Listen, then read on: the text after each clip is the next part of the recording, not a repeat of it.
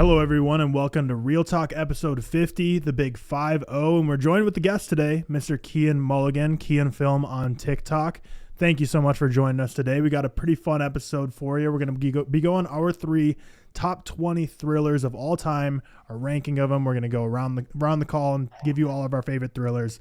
And then we're going to do a little Seth versus Cian trivia. I got 30 questions prepared, and that's going to be fun. I got them broken down into 3 categories of pre-2000s movies, post-2000s movies. No. And then I scouted your guys' favorites list on Letterboxd and picked 10 specific questions from movies that are based on your guys' favorite movies of all time list. So I think it should be a fun little trivia that's catered to your guys' tastes. So yeah, with that being said, let's just jump into it. So first I wanted to start with Cian. Welcome to the episode. Tell us a little bit about yourself, because I think most of us know you as the kind of guy who's just logged like everything on Letterboxd, it seems. But everything. Yeah, give us the rundown for people who might not know who you are. What are you all about on for your film? Well, I'm just like all of you. Like, I just watch movies, talk about movies on my TikTok. But basically, what I do more or less, and what I have done for the last 3 or 4 years, is try to consume as much media, not even just movies, just media as I can. So I have 5,200 films logged on my Letterboxd or something like that. Didn't you hit like 7,000 like last month or something? It wasn't long ago. It was 2 months ago or something like that. No, yeah, it wasn't that long ago. That's not too bad. Yeah. And I decided to get TikTok just because I feel like there's a lot of films that nobody talks about that I feel like I've seen, and I wanted to let people know that there are a lot of good movies out there that nobody's talking about. So I wanted to just spread my knowledge, get people watching some good films, inspire some people to watch some good films. That's what I do. That's my thing. Do you study film as well? I don't know. I'm not even in uni yet. I'm going in September, and I'm doing, I think film was my second option, but I'm doing what am I even doing? You probably should, to be honest. Yeah, I probably should have. Yeah, it's communications. It's communications. It's like it's media, so it's around the same kind of path, but it's not film. Oh, because I saw you do some of your reviews on Letterboxd that were like long ones, and I thought you said you were practicing for something or another. I assumed you were doing film at uni. Oh no, in Ireland we have a leaving cert, so it's like the GCSEs basically, or I don't know what you have in the US. Yeah, but it's like the biggest test you do before uni. And I had my English exam the day before, and for some reason, whenever I write a Letterboxd review, I always remember more or less what I say in it. So I just put in like the best phrases and words and whatever I could use to try remember as many good things as I could. Didn't you do one in Irish as well? That was from my Irish exam, yeah. Okay. So it was a whole bunch of like sentences that I could use from my Irish essay. Did you see that one, Tyler? I did not. I missed that one. But fun read. Didn't understand the fucking word. I'm sure I'd understand it for sure. But yeah, I remember I think like the first Cian video I remember seeing on TikTok. It's been a long time at this point. I feel like we've been mutuals for at least like half a year or something like that or more. But I remember it being one of those like classic, like if you've seen, 27 of these 30 films, we can be friends. And like usually like with us in the film community on TikTok, we're like, okay, maybe we can have more ticked off than the average Joe. Yeah. It was one of those that like you got like the first one was like probably like an obvious one, like Eternal Sunshine of the Spotless Mind, and the next 29 were all like stuff that probably has like 150 logs on Letterboxd. I'm like, man, I thought I had at least some of these covered, and I just get like one of those on there. So it was, he does like the extreme ones. Ian does the like extreme edition. It's like it's not even name if you've seen 15 out of 30. It's like if you've seen 1 out of 30, you win. And I struggle with it. People get so triggered about them as well online. It's really funny. The comments are hurt. Like I love making those videos because it's just a way to it's like I think with the sound I can get 26 films in, and instead of talking about them, I literally can name 26 films in 26 seconds, and it just gets people aware of so many films. Yeah.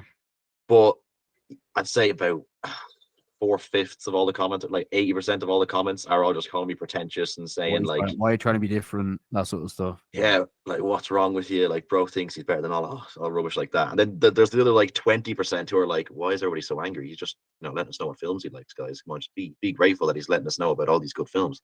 Well, the thing is that what I quite like is that you've seen so many, but yet your favorites are still your favorites that you've had. So Eternal Sunshine, Zodiac, Oldboy, Yeah. for example, and you've still kind of kept them going as your favorites, even though you've seen so much. I'm assuming you watched them for a few years ago for the first time, like Zodiac and stuff. I saw them ages ago. But like if you look at my top 30, like if you didn't know how many films I'd watched and you just look at my top 30 favorite films, you'd think I saw like 800 films. Like you think I saw a decent amount, but you wouldn't think it'd be anywhere near as much as what I'm on. Yeah. Isn't the Cat in the Hat in your favorites list? That's so Cat in the Hat is top 60 or something. It's up there. You have Bean in your favorites. I put that in my 100 favorites list as well. Did you put it in yours? Yeah. The original Bean. Disaster movie, not top 10. Not Bean's Holiday. Yeah, the original Bean's fucking hilarious, man. I love it's brilliant. Yeah. Have you seen the Mr. Bean films, Tyler? Let's see. So what are all the different ones? I've seen the two films, the live action films are Mr. Bean's Holiday, which was the second one, and then Mr. Bean Disaster Movie, which was the like late 90s one, I think, like 98, 99. None of those are ringing the bell, so I guess I haven't seen them, but I thought I get Mr. Smith and Mr. Bean mixed the one up. where he ruins the painting. Yeah. The 95 one. It's so funny. I think that's very much in a British, well, not British and Keans, but like a culture around this kind of part of the world more than America, is like Mr. Bean and like, I don't know if you've seen Kevin and Perry, Kean, by any chance, or know what it is. I have done that. No idea. Really? Okay, interesting. Because these are like classic comedies we speak about around here that aren't particularly well received. Because if you look at the ratings for like a Mr. Bean and stuff, they're not rated particularly high, especially on Letterboxd and stuff like that, which is quite interesting. I think they're just more focused around here in particular. But it has like a 3.1 or something on Letterboxd. 3.1 out of 5. That's crazy. Nuts. It is one of those films where the comedies. Well, it's like, you know, when you compare it to like the American comedies and stuff, because there's a bigger audience for them, especially in America, like the usual comedies we see, the ratings on them, it does kind of surprise you, because I think the first Mr. Bean, and not to harp on about Mr. Bean for anyone listening, but I think it's really funny.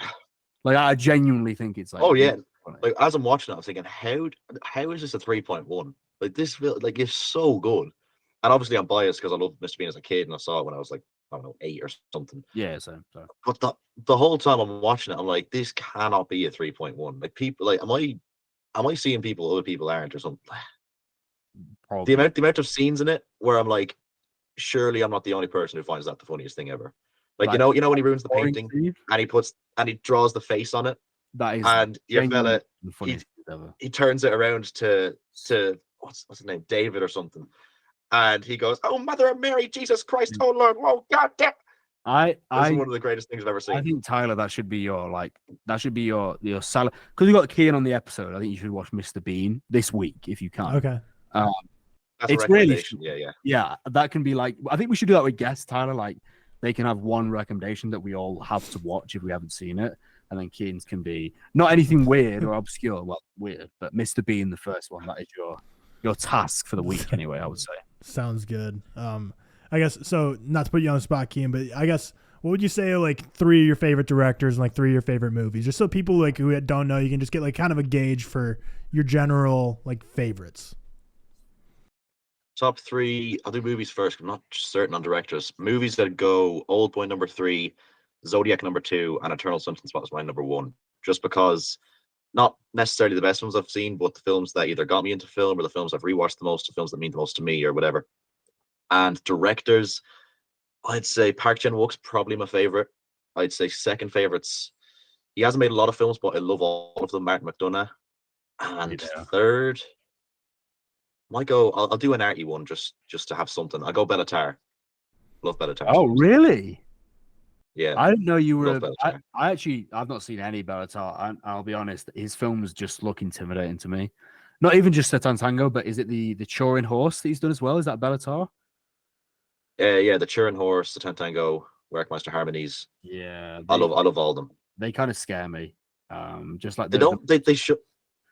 It doesn't sound like my kind of film. Like I feel it like I should be really bored by it, but the entire time I'm watching it, I'm just like I was just in awe. Like it's just so dark but kind of so pretty at the same time. Yes. Yeah, love stuff. I just scared of them because like I feel like they'd be similar to like Tarkovsky, who I'm not having a great time with. Do you know what I mean? I don't like Tarkovsky either. That's the weird thing. I don't like. I like some of his films, but I'm not his biggest fan. So I shouldn't like Benatar as much as I do, but for some reason I just love him. Yeah, it's a good guy. For Mark McDonagh, is Three Billboards or is In Bruges your favorite from him? Because I think I remember on your Banshees review you said you didn't like it as much as Three Billboards, but is Three Billboards or In Bruges number one for you? In Bruges. Yeah, In Bruges. Yeah. Just because the Irish connection to it. Yeah. Yeah, that kind of makes sense. I still haven't seen Three Billboards, Five Billboards, Three Billboards. Three Billboards. Yeah. I don't know why I haven't seen it. Because I love Banshee. That's my favorite from Martin McDonagh. I also like Seven Psychopaths a lot as well. I think that kind of goes under. Yeah. I still think that's really, really good. But In Bruges is also fantastic. It doesn't surprise. I think if you have like an Irish connection as well, you're gonna favor it a little bit over the American, the American audience kind of film. Interesting picks. It's kind of I expected Park Chan-wook and Martin McDonagh. I definitely expected those two anyway. Yeah. All right, well, let's get into our top 20 thrillers of all time. So we each have a list of 20 we've prepared here. So what we're going to do is we're going to go around one by one, and we're going to give 20 through 11. So, maybe saying a sentence or two on each of them from 20 through 11, giving them all at once for each of us. And then once we get to our top 10, we'll go one by one. We'll each give our number 10, each give our number 9. And we'll go a little more in depth into it, but we'll start with Cian as the guest. So from number 20 down to number 11, let's hear your top 20 through 11 thrillers of all time. And we also talked about this before we clicked record, that genres in general are hard for movies. Some of them are obviously clear cut. You're like, that movie's clearly a thriller. There's some that kind of blur the lines. This isn't a draft, so we kind of said, like, you know what, if someone considers some a thriller that the other people really don't, it's their ranking. So do what you please. But obviously we know like IMDb and Letterboxd lists like 3 to 5 genres for every movie. So a lot of things could be considered thrillers that maybe aren't necessarily thrillers, but it's a ranking, not a draft. So let's hear it. 20 through 11, Cian, the floor is yours. In 20, one of my favorite David Lynch films, Blue Velvet. 19 is a film that used to be in like my top 30, but the more time goes on, I dislike it more and more, but I still have it in my heart. So it's Nightcrawler, 19. 18, The Wages of Fear. It was remade by William Friedkin, who died recently, who did Sorcerer. Wages of Fear is the French version, and it's really good. More people should watch it. 17 is a really underrated film named Narc. One of my favorite openings of all time. It's like 80 minutes long, and it's just breathless throughout the whole thing. One of the best political movies of all time. In 16, I have Z. 15, I have Memento, my favorite Christopher Nolan film. 14, a film that I don't talk about as much as I should because I love it. JFK. Never see anybody talk about it, but it's 3 hours long. Find it so entertaining. 13, another film nobody talks about is The Invisible Guest. I think whenever somebody asks for a recommendation, that's like my go-to because it's 2 hours long, has a great plot twist. It's full of twists and turns. It's just really accessible and enjoyable. 12 it's very similar to Hitchcock films. Nobody talks about it, but I actually like this more than every single Alfred Hitchcock film, and nobody talks about it. Bunny Lake is Missing, number 12. And 11, one of my favorite Akira Kurosawa's High and Low. Wow. I did not expect to have not seen as many of them as I have. I've probably seen half of them. That's crazy. Yeah, well, 10 through 1 is more it's 10 through 1's more generic choices, but 11 till 20 is a bit. I like the picture. There's a few that I definitely have on. Well, Blue Velvet was one I didn't know if we'd consider that a thriller. Yeah. Lynch is kind of weird where it's like they're like mystery is the primary thing, but I guess they're all kind of thrilling in their own way. So I might have to squeeze that in mind, to be honest. Tyler, do you want to go first so I can just make these changes? Yeah, sure. Yeah, JFK is a beast of a movie that I since Oppenheimer came out, a lot of people made the comparisons to JFK and Oliver Stone, and it's a 3.5 hour movie that ever since I heard the comparisons, I'm like, well, I loved Oppenheimer, so I really want to dive into JFK. But yeah, the 3.5 hour runtime has just been intimidating for me. But that's one that like I've almost pressed play on so much the past couple of weeks. So maybe there's my sign. It's in your top 20 thrillers that I need to give it a watch because cast is crazy. Kevin Costner, Gary Oldman, Tommy Lee Jones, Donald Sutherland, John Candy. Yeah, I need to watch it as well. Joe Pesci. John Candy, really out of place. Yeah. All right, so, okay, Seth, do you want me to go? So I'll go 20 through 11. So at 20, I have Good Time by the Safdie brothers. Really enjoyed that one. Didn't see it until last year, but was blown away by how much I enjoyed it. Robert Pattinson in general, I feel like the general public just needs to start diving into his filmography deeper than just the Batman and the Twilight movies, because that's what obviously like 99% of people know him from. But between the Batman and Twilight, he had so many gems of movies, including Tenet, which I really love, but it's not on my top 20 list.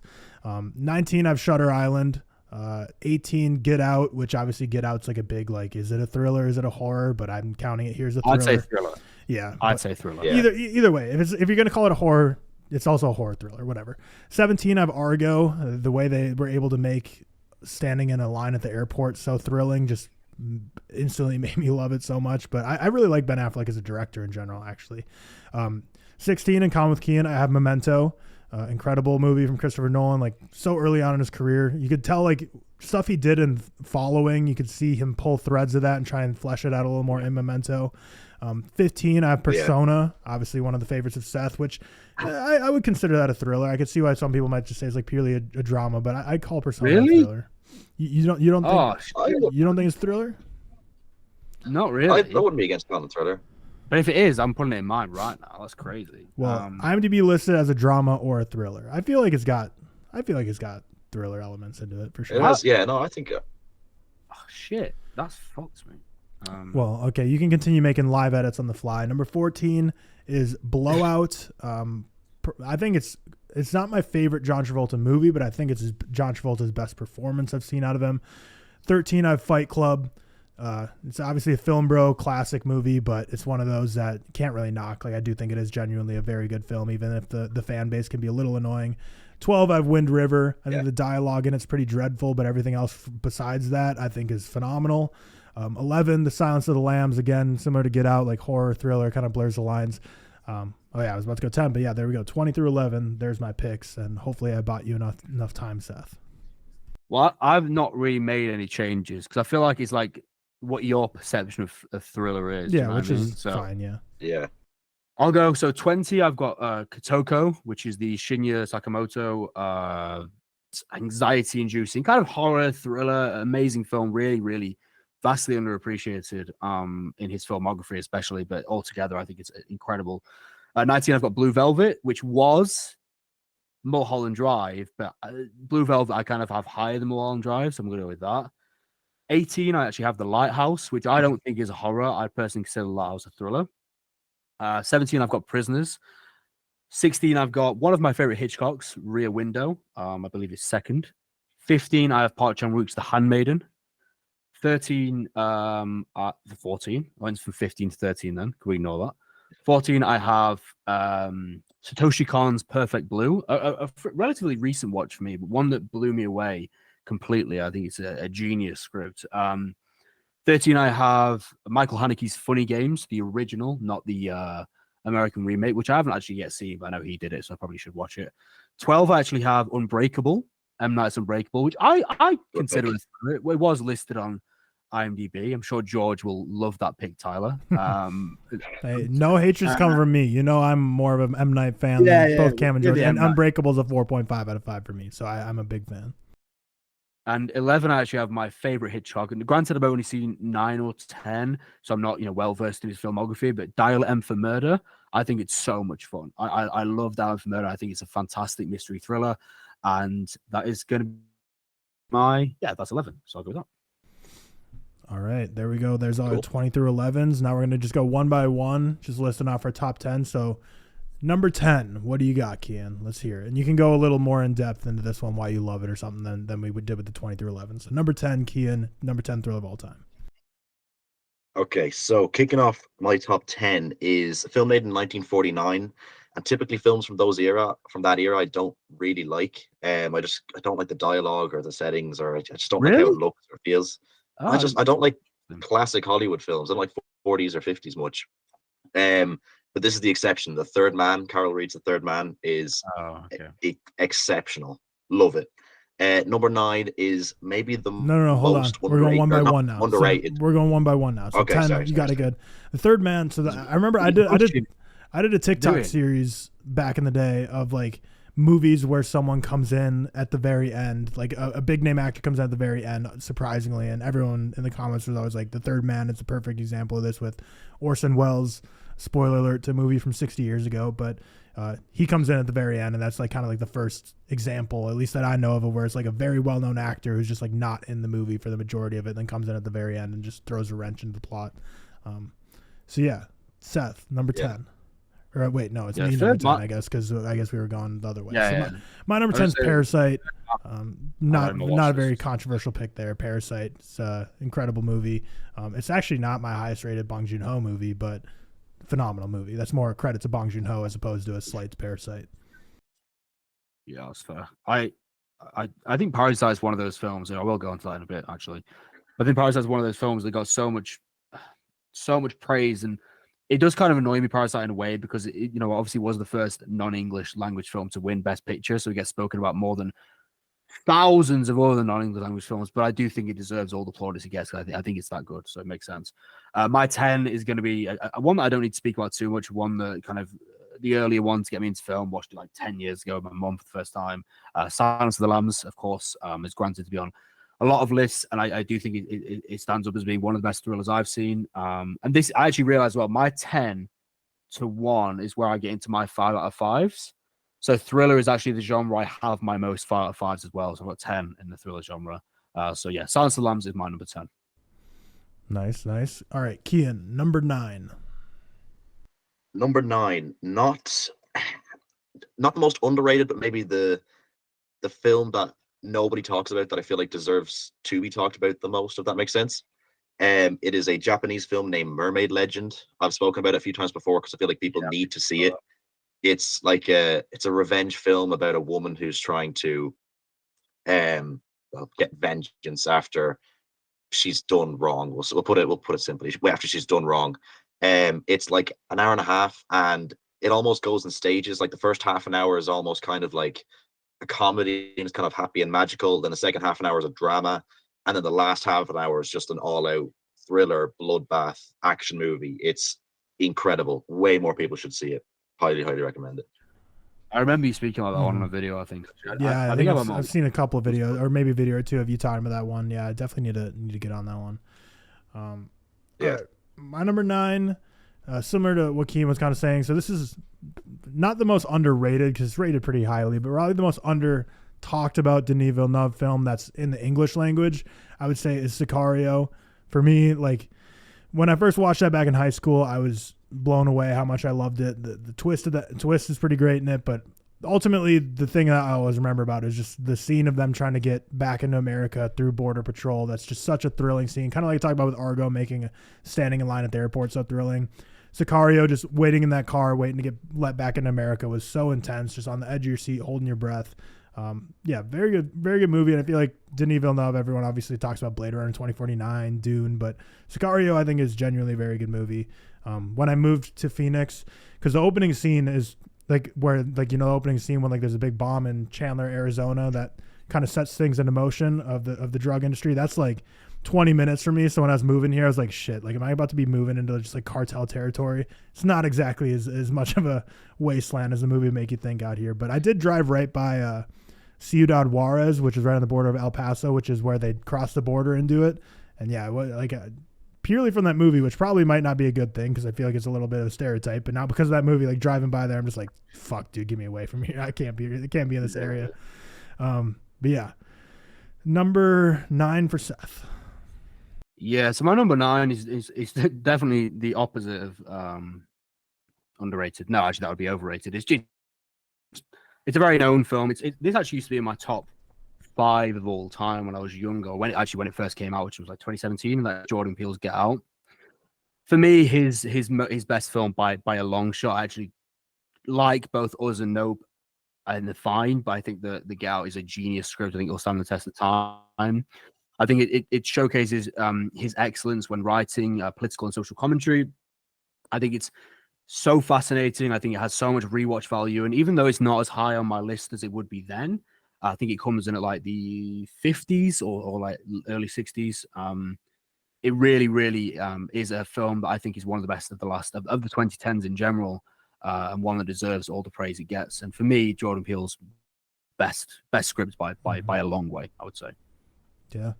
it's just such a crazy debut too, because obviously before that, 99% of people knew him just as the guy from Key and Peele, as a sketch comedy, silly, goofy video making kind of guy, and then to drop Get Out from that perception of him just as a silly comedy guy making sketch comedy with Keegan-Michael Key to that was just such a crazy dichotomy. I also think that like it's also kind of put him in a bit of a disadvantage in releasing Get Out as his debut, because a lot of the negative reception, not from myself, but a lot of the negative reception from us and Nope was that they were let down after Get Out, and they kind of wanted to see a similar formula where it followed the same sort of horror-ish lead, whereas Jordan Peele has a lot of ideas that he wants to execute and a lot of different commentaries he wants to execute, but everyone is expecting similar themes, a similar film, and a film of the same stature, which is going to be very, very hard, because when you set yourself up for an amazing debut, Get Out, in my opinion, is one of the better debuts I've seen. It's like, okay, Cian, for example, you've seen The Night of the Hunter, haven't you? Charles Lawson's Night of the Hunter. Yeah.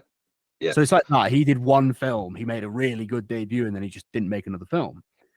Because at the same time, it's like when you make these great debuts, it's so hard to get out of people just knowing you for that and just focusing on that. So I think it actually puts them a bit of a disadvantage just how good Get Out was, in my opinion. I know a lot of people actually think that Nope is one of his best films. Oh, well, his best film.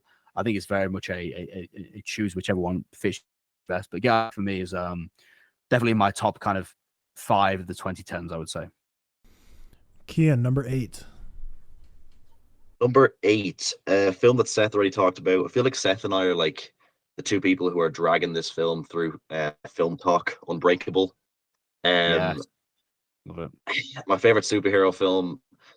One of the films that properly got me into film. I remember my cousin showed it to me, and one of my favorite plot twists of all time, some of my favorite characters of all time, Bruce Willis's best performance by like a long way. I agree. Yeah. Yeah. The score as well. I think James Horner did the score, one of my favorite scores ever. Yeah, really, really good film. Favorite superhero film. And a film that should get a lot more love, especially. I watched a few episodes of this, and it was getting a bit of a stick from a few members who aren't here today. But it's a film that should be appreciated a lot more. No, I'll tell you what it is, Cian. It's a film that would get a lot more appreciation if it wasn't directed by a certain M. Night. That's literally it. That is true. That is. And like Tyler, I know you liked it, didn't you? Unbreakable, I'm pretty sure. Yeah, 4.5 out of 5 for me. Same rating as both of you. Oh shit.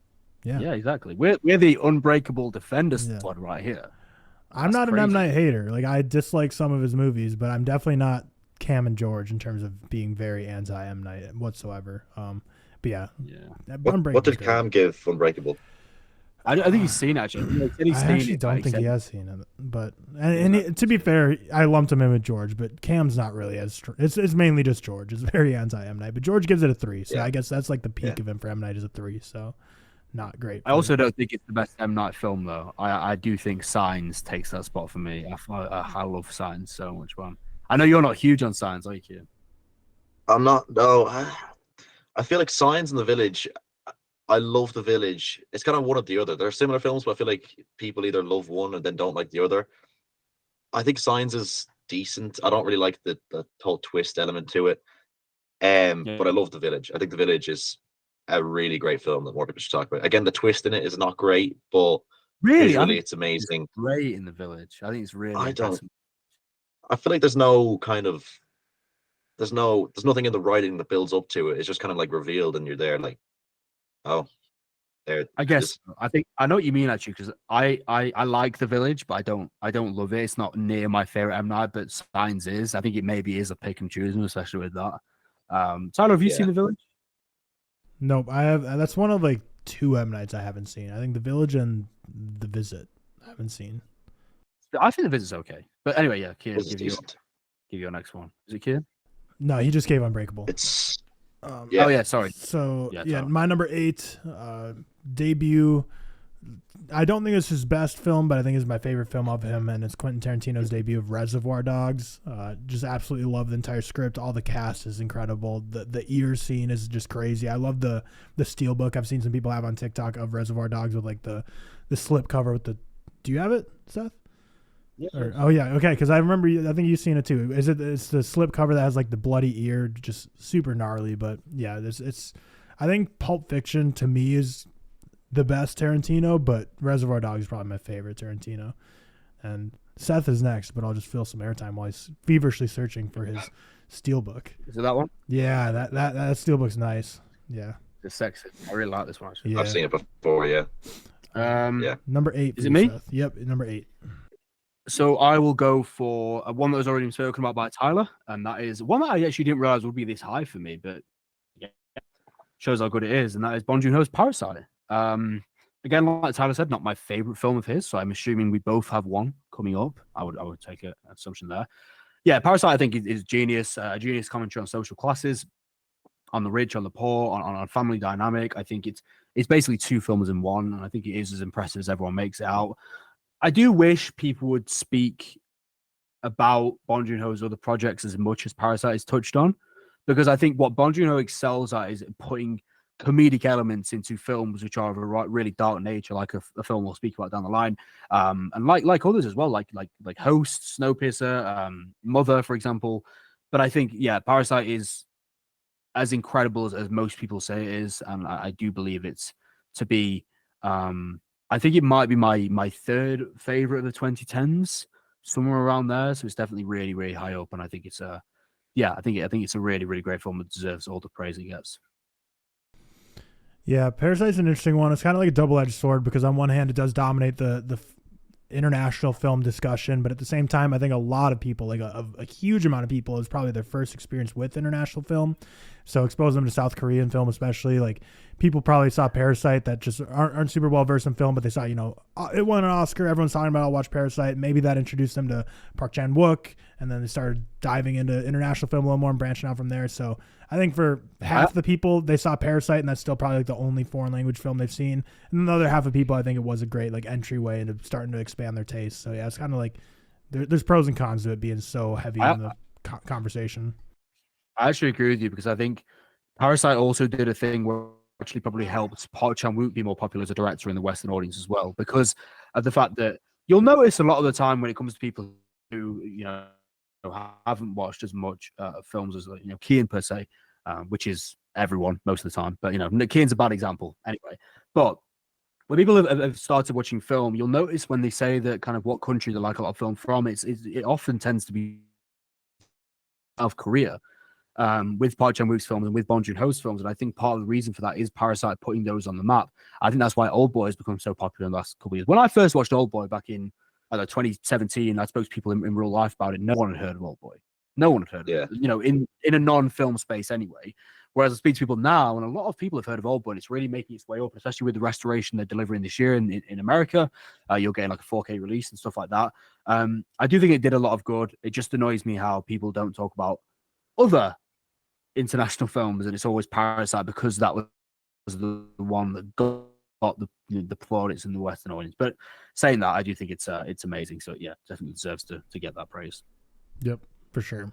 All right, Cian, Yep. number 7. 7th is a film that I have talked about a fair bit on my TikTok page. It's Amores Perros. After I watch a good film and I think my mom would enjoy it or my dad would enjoy it, I always rewatch it with them just to show them a good film, but also to rewatch it, just to watch it again. And that's one of the films that I could not show my mom. My mom loves dogs. We have 7 dogs. I could not show the film to my mom because she's a bit sensitive. Like I showed her Oldboy and that was like teetering on the edge of being a bit too much for her. But something that's as like brutal and has scenes like Amores Perros has with dogs, and I could not show that to her. I'm not watching that. I haven't watched this for ages. If it's got like weird dog murdering scenes, I'm not watching it. That Animals is a place for me where it's like really hard for me to watch dogs. Do you know what I mean? I just hate watching. Oh yeah, no. There's one scene in it where it's like in my skull, like ingrained in my mind. It's like it's traumatic. As it happened, I don't really get I don't really have like my jaw drop per se when I'm watching a film, but that's as close as I ever got. It was like I think I watched it in bed on my computer at like 3 a.m. and I literally like stayed up for like 15 minutes after it with like my eyes like hollowed out. Like, what did I just watch? That was on your disturbing movies list, was it not? That you posted? Yeah, it was. Yeah, I've had that on my watch list for ages. I think it's on I think it's on Movie or BFI. I don't watch this for ages, but that is one of those that I've been deliberately putting off because I've heard of the animal sequences and stuff like that, and that really, do you know what I mean? It's different when it's like dogs and stuff, and you own dogs and you've had dogs. It's really hard to watch a lot of the time, but I do need to get around to it because I've had messages of recommended and Morris Paris for me like so many times. So yeah, I definitely get why you'd have it though. Yeah. Tyler. Yeah, my number 7 is what Seth and I were kind of preluding to. It's Memories of Murder. It's I hold it higher than Parasite personally. Like Seth also prefaced earlier, he blends comedy in so well with just some of the most visceral imagery and thrilling and dark scenarios in his films. But like the drop kicks, the banter between the detectives in the office, like there's just so much moments in that like give you a relief of a chuckle. Yeah, the drop kicks are amazing, and then the final end, the ending scene is just so memorable as well. Aptly named Memories of Murder. Yeah, so good. I put it off for so long and finally watched it. Like it's one of the first films I watched in 2023, and yeah, it's my favorite Bong Joon-ho. But in general, like you're saying, like most people just talk about Parasite, but yeah, like Host, Snowpiercer, like pretty much every movie I've ever seen from him, I've tended to enjoy. But Snowpiercer is probably like my least favorite, but even that's like a 7.7 out of 10 for me. So, and I haven't seen all of his films, of course, but yeah, Seth, to you for 7. Yeah. So my number 7 is one that like I would consider a thriller. I don't know if you've seen it yet, Tyler. So Cian, you can be the judge of this, and that is Michael Mann's Thief. I would personally consider it a crime thriller. There is a lot of thrilling sequences in it. I love Michael Mann's work. Well, specifically Miami Vice, Heat, and Thief. I'm not huge on Collateral personally, and I also I can't remember the name of it, but I won't go into all of his songs right now. But Thief for me is just it's one of those kind of weird comfort watches I have. I think the atmosphere of fires. I think Thief is like a Taxi Driver where it's the perfect nighttime watch. It has some of my favorite sequences ever, such as the diner sequence with the conversation. I think is amazing, and I think it's so phenomenal on a technical aspect with this just endearing soundtrack, a brutal ending. The ending is so iconic and electric, and I think it also has that unique charm where some of the acting, I will even be honest, isn't to the level of what we see in a lot of action films, but I think it has that unique 80s action charm, especially with the interrogation sequences as well. And Thief, I would argue to actually be James Caan's best performance, I'm actually going to say, over things like The Godfather, over Misery, for example. I think he just excels so much. And Thief is definitely one of my probably my favorite heist film of all time, along with Heat and probably a couple of others. But I'm going to go with, Thief for my number 7. Have you seen Manhunter, Seth? No, so Manhunter, I was actually round at my mum's last week because I usually watch films with her when I go around, and we were going to put it on, but that's one that's not available on any services for some reason, isn't it? Is it the Manhunter and The Insider as well? That's Insider, the one on like Disney Plus. That's the Insider is the one with obviously Al Pacino and like Russell Crowe, and I haven't seen that one or Manhunter yet, so I do need to get around to both of them. But I like everything else. I actually like Manhunter more than Thief. From what I've heard, it doesn't surprise me because Manhunt is obviously the prequel to the like Silence of the Lambs, isn't it? I think prequel, or is it? That kind of... So it's the same villain. Same villain, yeah. It has Hannibal Lecter, yeah. Yeah, so I do actually need to watch that. I might watch it. Well, not today because I'm on my 2,500 film. I don't know if you guys saw my tweet, but I've been basically suggested. I basically said like someone pick my 2,500 and whatever gets the most likes, I'll watch. I know like Cian did it, and your 5,000 was it like Thomas the Tank? Yeah, your 5,000th. Yeah, I got Thomas and the Magic Railroad for 5,000. Do you know what I got? I got a Kurosawa with Man. I mean, you've been gifted. I know, that's one of the best films of that. Yeah, it's one. If it was a 2,500 film. That's it. It's one of my watches. I've had watched this for like years as well, so I've actually been gifted with that one. But yeah, Thief is my number 7. Cian, 6. What are you, number 6? Yeah, I have this higher than both of you, which I'm actually kind of surprised at. Parasite. I don't want to talk too much because I know both of you have already discussed it. A film that I never really talk about, and I was actually surprised when I was making the list. Do you know what I mean? I kind of avoid talking about it because I feel like everybody knows about it. But even looking at it as 6th, I'm not sure if it's right. It was in 5th, and then I swapped it with what I'm going to have next. But Parasite is still really good. I've seen it like 4 times. Rewatch value of it is incredible.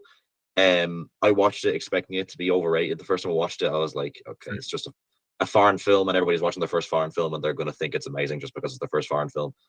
But it really is every bit as good as you want it to be. I watched it with my mom, watched it with my dad, watched it with my cousin, watched it with my aunties. I've rewatched it with family over and over again because I know they're really going to like it.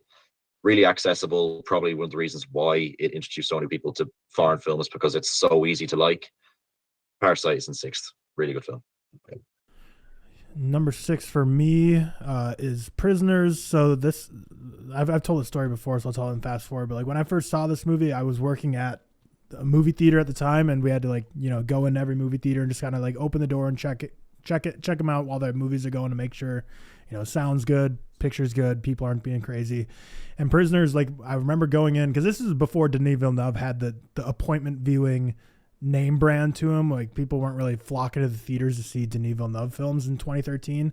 So yeah, I walked into the theater, and it was that scene where friggin' Paul Dano's he's in the bathroom and Hugh Jackman's going ham on him with the hammer. That was like the first experience. And I was like, what the hell is this movie? Like, what the fuck? Like, I need to see this movie. So I watched it, and it's just like my favorite thing to ever come from movies, and thrillers usually tend to be the one that does this the most, is when you watch a movie and immediately when you get home, you want to do nothing other than read up on it, like fan theories, deeper meetings for just like ages on just random forums you see, like what do the mazes mean, all the different connections. Like Prisoners for me, like when I saw it, was one of those, like I saw, researched it a ton. I told like all my friends and family, like we need to see this movie. I absolutely fell in love with it. Showed it to my mom, and like 2 minutes into it, she was like, oh, that person's going to be the person who's ends up being the killer, the kidnapper. And I was like, I'm literally turning this off. Like I don't even want to watch it anymore. Like if you got it right, like what's even the point to keep watching this? Like screw you, you just ruined the movie. My mom does the same thing. She insists on like guessing everything that's gonna.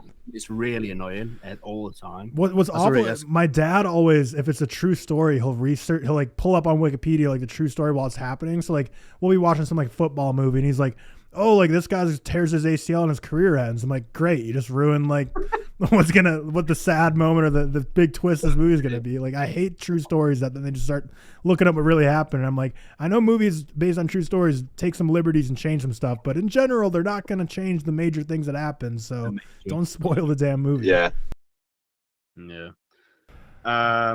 Is it 6? It's 6, isn't it? Yeah. Yes. 6, yeah. So for my 6, I'm going to go for, I would consider this a thriller. It's action thriller, coming of age, and that is Battle Royale. It's so much fun. Not only is it fun, it's got so much character depth. It's a twisted social, political satire. It's kind of one of those that's similar to what you said, Tyler. Like it had such a profound impact on me first watch, and rewatch really, really just brought that up. It's so sick and twisted. You know, some of the sequences. Cian, I'm assuming you've watched Battle Royale, haven't you? Yeah, I think, as you said, I think that was the first foreign film I ever watched. Was really? Battle Royale. Okay. I think so. Yeah. I just think it's wild. There's so much entertainment to be had. The twisted, sick social commentary that offers much more than like a, no offense to Hunger Games fans, but Hunger Games, in my opinion, sorry, Tyler, but Hunger Games are good. I'm trying to get the car. I mean, I like them. It's not a movie I'm going to get my feelings hurt over, though. It's like, I just find movies. I just think it's genius. I really, really do. I think, Tyler, you'd actually really enjoy it as well. But more than that, it's such a coming of age, which showcases so many relatable issues teens face in their kind of school period years, but like pushes it in your face in a really sick and enjoyable way. And I think I think Tarantino said it was one of his favorite film from around that era. It might even be one of his favorite films ever. Yeah. I think it's top 3. I think it is. Yeah. If you watch it, and Cian, I'm sure you'll agree with this, you can definitely understand why that would be one of Tarantino's films. It's Tarantino's. Yeah. It completely. Yeah. Because I think you can also see where he's implemented some of his things in his films as well. 100%. Although, there's a video on YouTube of him going through his 10 favorite 2000s films or something like that. Or 90s films or something like that. Like it was 18 films since he started directing. He came out in like 2009. I think that might be the one you're referring to because I saw it recently. He like goes through like Yeah, it was. he says like Battle Royale, Friday. He goes through like loads of different films and says the best ones from each year or something like that. Yeah. Yeah, and I saw that when I was younger, and as I kind of watched those films, I watched them with Tarantino in mind, saying, "Oh, this is one of Tarantino's favorite films." And when you go into it with that mindset, you actually pick up on all the different things that Tarantino has implemented in his films. And Battle Royale is one of the main ones in that. Like even the blood splatters and stuff like that. When I was watching Django Unchained, I was like, that's from Battle Royale. Yeah, completely agree. And it's like I think Tarantino said many times that he wished he would have been the one to make that film, and he's always been like kind of jealous that someone got the idea because it is just so him. I actually haven't seen the Have you seen the sequels? Because I know they're not very highly. I haven't. No. Yeah, I know they're like very much not highly regarded compared to the first. But yeah, Battle Royale is my number 6 anyway. All right, Cian with the number 5. Number 5 for me. Yeah, this was 6th, and then I swapped it. And again, I think that I'm pretty sure both of you already talked about this. Memories of Murder. My favorite Bong Joon-ho film. As I said, Parasite in 5th. Like over Memories of Murder didn't look right for me. I had to flip it around. Yeah. What can I say about Memories of Murder? I was gonna make a video a little while back of some of the greatest movie scenes because I'm sure both of you have seen it. It's like I have a video of what I think to be the 20 greatest films of all time. Like what I believe. And I was gonna do something like that for scenes. And one of the main scenes that I was gonna put in was the train track scene from I thought you were gonna say from Memories of Murder. I scrapped the video, but it's incredible. It really is. The whole film. It's like 2.5 hours long, and even though throughout parts of it nothing really happens per se, it's still so engaging and completely enthralling, and one of my favorite foreign films ever. Yeah, I didn't know if you were going to say that. My favorite sequence in Memories of Murder is the final shot when he's looking at the viewer. Yeah, so powerful. I think that's so powerful. Yeah, there are so many sequences like that, like the train track scene, where I would also have it in my.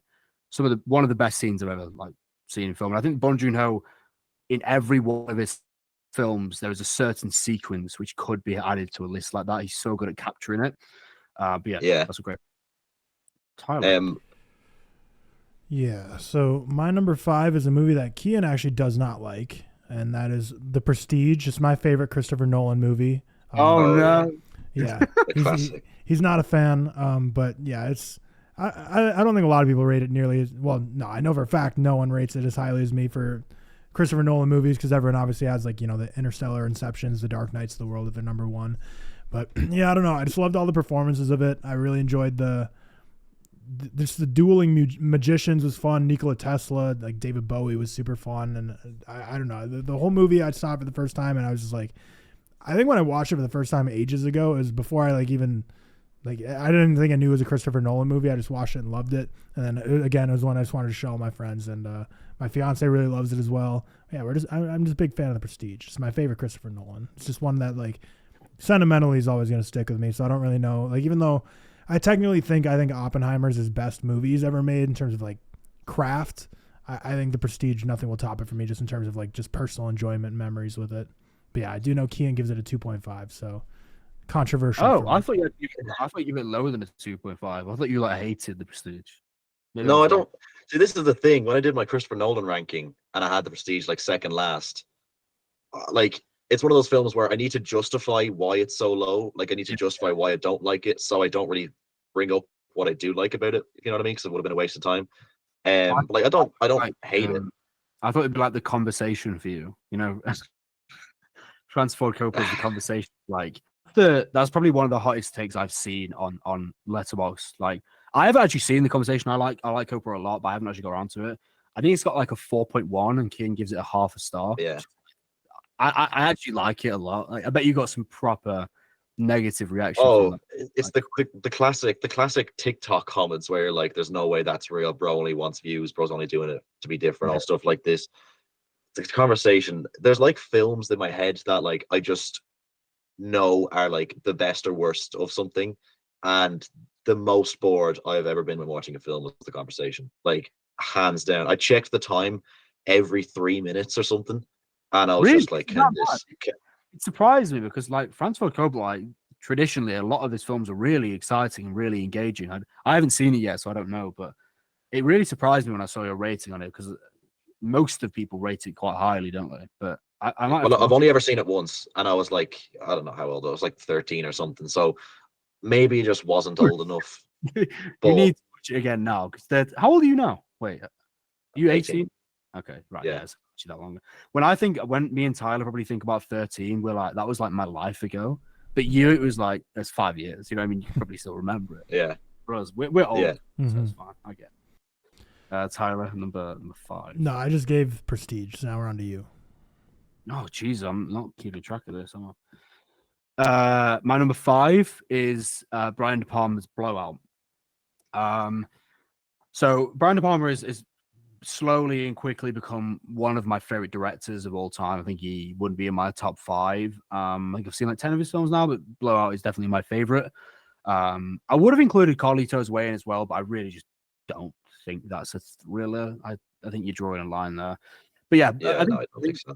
Yeah, I think Blowout is like a perfect mystery. I think it's just a masterpiece in kind of political cynicism with the final shot and the final sequence.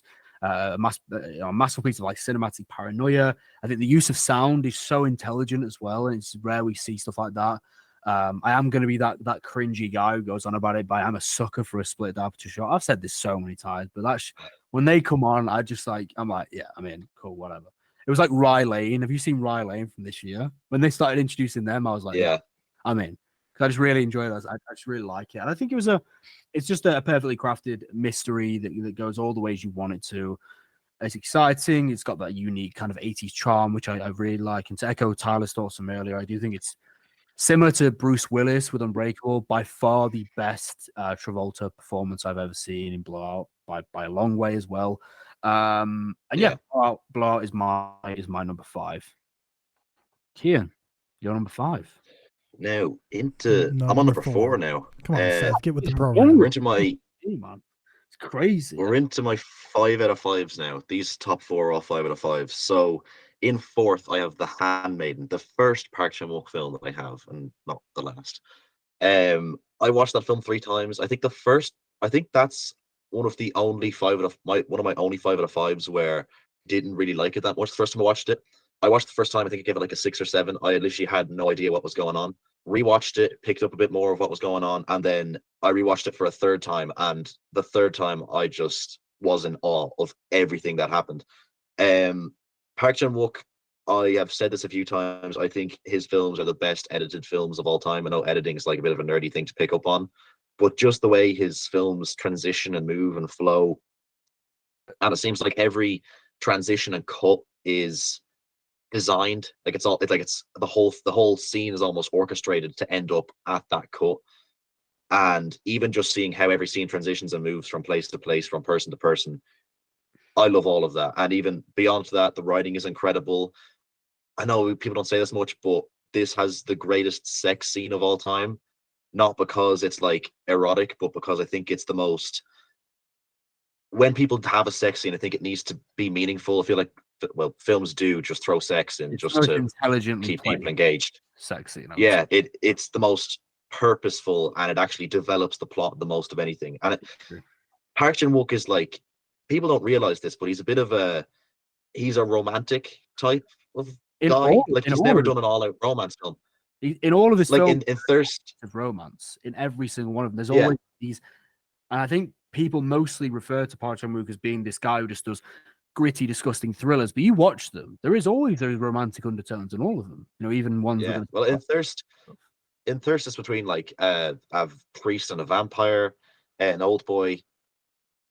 I can't really say. That spoiler. The Handmaiden is obviously the 2 girls, but that's kind of twisted and molded whatever way. Decision to Leave is about a detective and a murderer. Yeah. There's all these like really niche cases of love, and even identifying that and just exploring that, I have so much fun with. So Handmaiden is my number 4. Yeah, that's a great pick. Well, you wouldn't consider Decision to Leave a thriller, would you? Like a drama romance?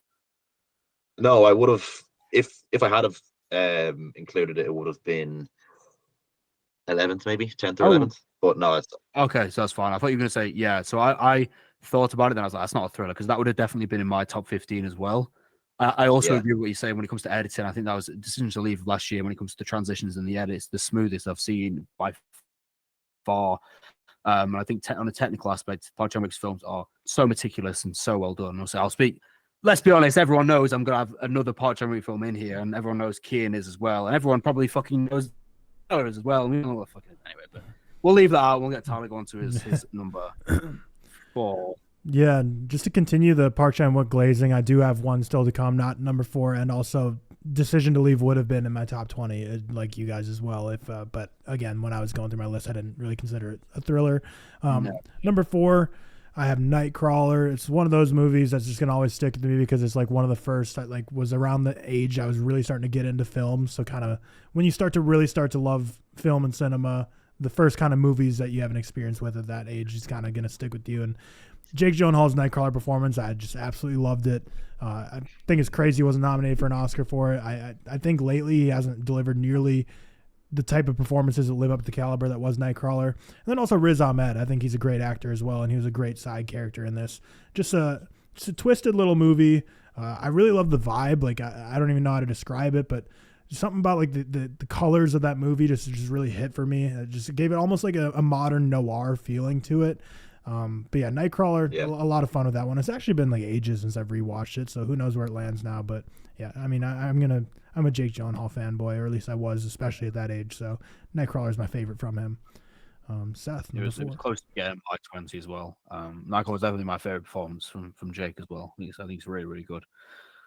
My number 4 is one we've already spoken about. Both of you have, so I need not speak about it too much, and that is Bong Joon-ho's Memories of Murder.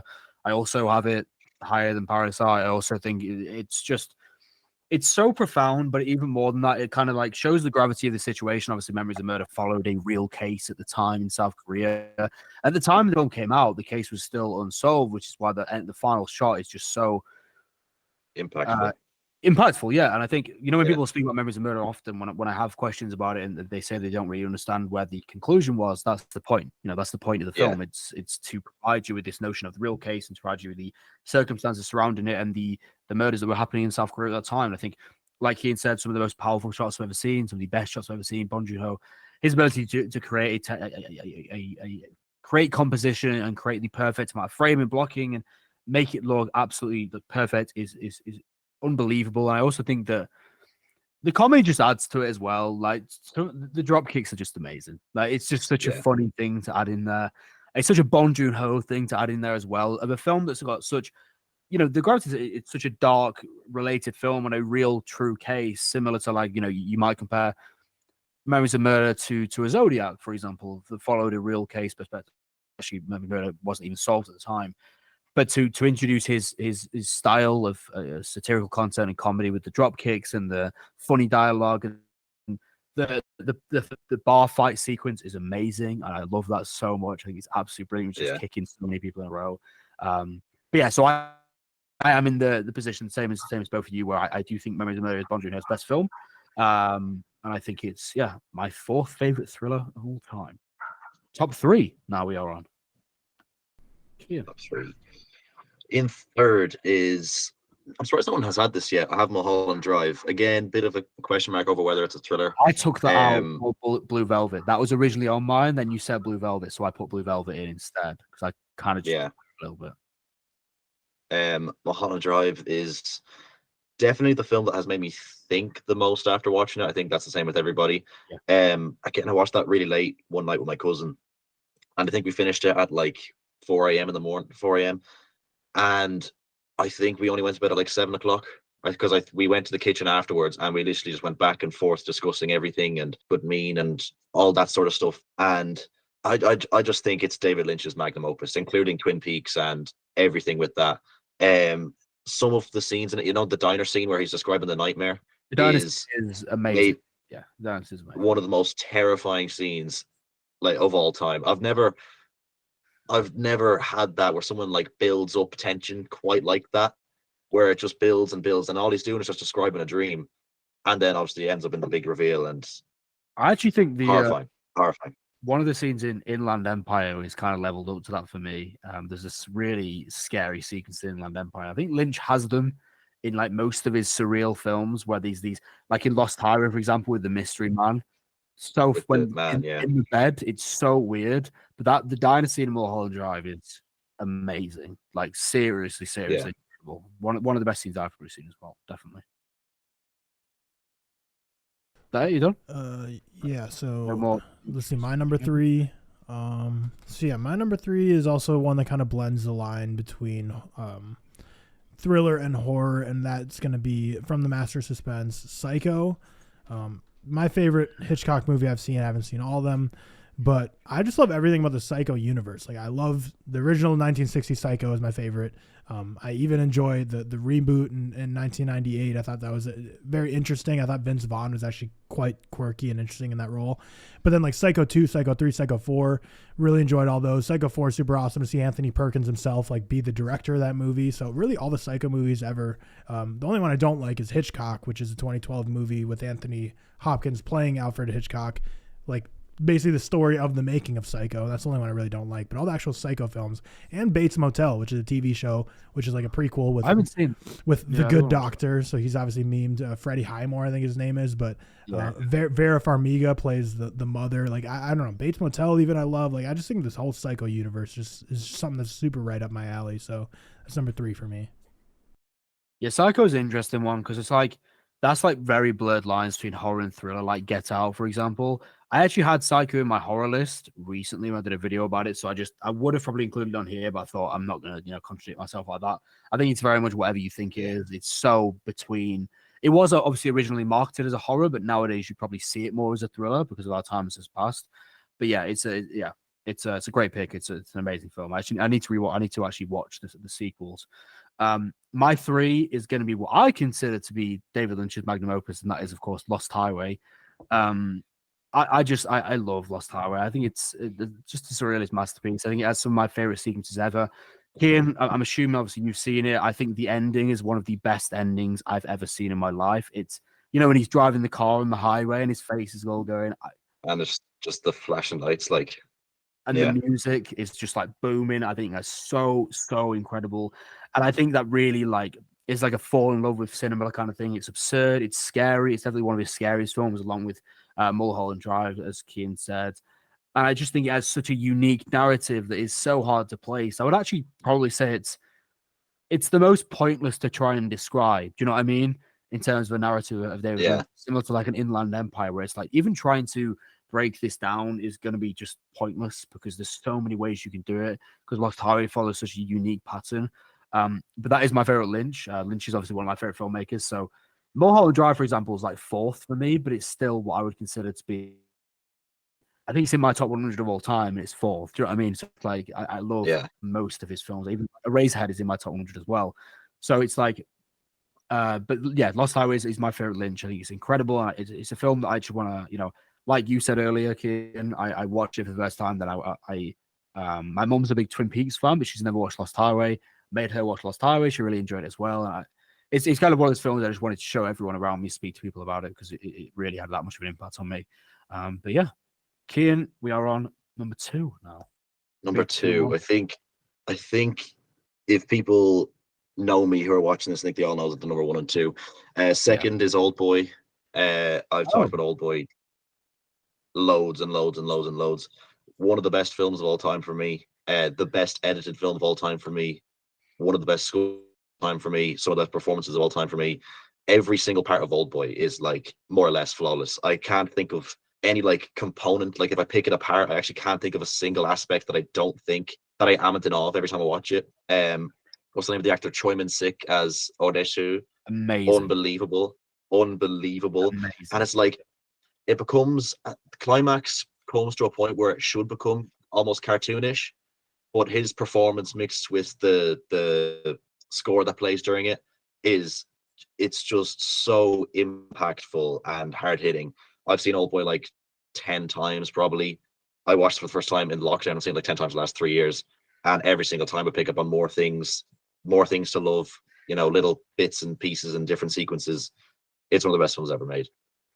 Yeah, Choi Min-sik is a phenomenal actor. Like I loved him in I Saw the Devil. He was amazing in that role. Yeah, he was also in Horrifying. He was also obviously in Lady Vengeance as well, which he was great. I think he just plays that disgusting, like dirty, aggressive character in such a formidable way. And I think he's one that needs to probably get more recognition. I haven't actually seen much of him other than the three I mentioned, actually. I don't know if you've seen much more of him. I can't.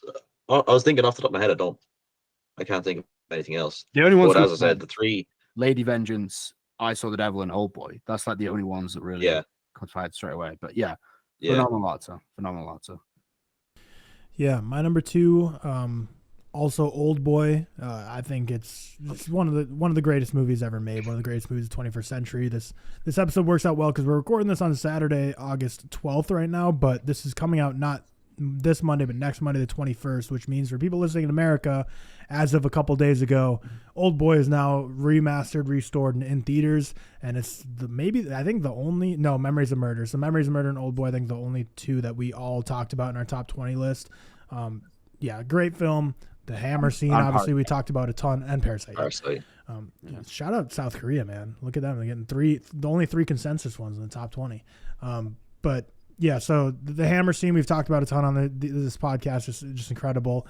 And then the final shot is just so haunting. And it's a movie that if you are listening to this and you're in America, go see it in theaters because A, it's just once in a lifetime opportunity to be able to see it remastered and restored in theaters, but B, because in America, Park Chan-wook films, and Oldboy is no exception, are notoriously basically impossible to find. Like, unless you're doing an illegal stream, it's impossible. Like, it's like no streaming services, you can't rent it anywhere, and you can't even really buy the physical media here either. So there's like no real options at all to get Oldboy in America. So I think maybe with Neon now picking up the rights to distribute it, maybe like they'll roll out more distribution of it. But yeah, Park Chan-wook, notoriously like impossible to really watch in America, at least. I don't know how it is in the UK. I think Mubi picks up a lot of them in the UK, but yeah, in America it's pretty much like very hard to see any Park Chan-wook movies. So, but Oldboy is one of the best of all time. It's one of my few perfect 10 out of 10 movies, and it's my number 2 thriller of all time. I think, like, I believe, obviously, when I spoke to Mubi about this last, the only Park Chan-wook film available on Mubi in the US is, I think it's Sympathy for Mr. Vengeance. So it's just one part of the trilogy, and that's the only thing you can get there. It's really weird how hard they are to access, because here, like Mubi, you can watch pretty much every single one, every single Park Chan-wook film. But there is definitely directors like that we can't get in the UK. It's just fucking annoying. My number 2 is going to be, I think it's a thriller. I think it's a crime thriller. I definitely would say, and that's the Koreans' No Country for Old Men thriller. I would absolutely consider it a thriller, personally. Yeah, I think so. So this is the film, I believe, like Cian's number 1. I'm not going to spoil what his number 1 is, but we all know what his number 1 is. It's the film to get me into film. So my mum, her favorite directors are the Coens, and she put me on, Fargo, Oh Brother, Miller's Crossing, No Country for Old Men, Burn After Reading, etc., etc. I'll go on and on. But No Country for Old Men is like the film that got me into film at a young age. I think I probably watched it maybe when I was 14, 15, where I started really trying to watch a lot more. And I think it's one of the most nail-biting, intense thrillers I've ever seen. I think Javier Bardem's performance, he just delivers my favorite villain of all time, Anton Chigurh. I think he has such a relentless and a menacing pace. I think it represents the philosophy of life. It's exciting. It has easily 3 of my favorite sequences ever, like the coin toss sequence everyone speaks about, incredible. Moral decisions, and then you've also got the motel sequence where they're basically like he's trying to find him. It's like a cat and mouse chase in between the motel. Incredible. And every scene is just edited perfectly, similar to like a Park Chan-wook, for example. And I believe it to be just there are a lot of films that really impacted my way into film, like an Alien, like The Shining, like Kubrick, but I think this is the film that really took me down the path of wanting to get into film a little bit more, similar to like what Cian is going to speak about next, I'm assuming.